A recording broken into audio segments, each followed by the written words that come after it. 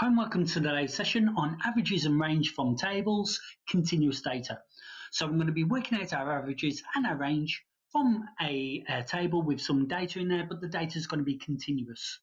So for our example, we recorded the amount of time it took to repair 80 tyres at a garage, and this is the table that was produced.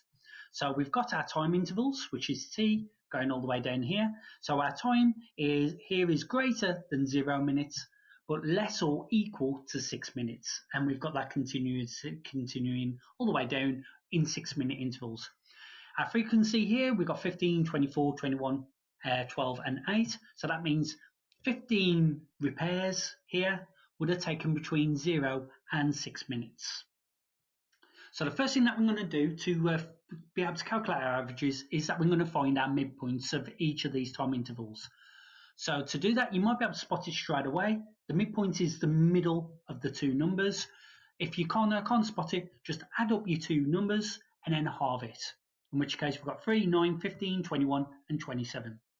Next thing that we're going to do, we are going to multiply our midpoints by our frequencies, because this is going to give us the total time, the total estimated time.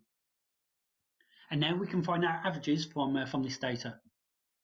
So our model class interval is 6 to 12 minutes. That's because the most number of tyre repairs happened within that time interval. The range is 30 minutes because our lowest is 0, our highest is 30, in which case 30 take away 0, our range is 30. Our median class is 12 to 18 minutes. That's because if we add up our frequencies, add 1 and then halve it, like we would do to find our median, we get 40.5.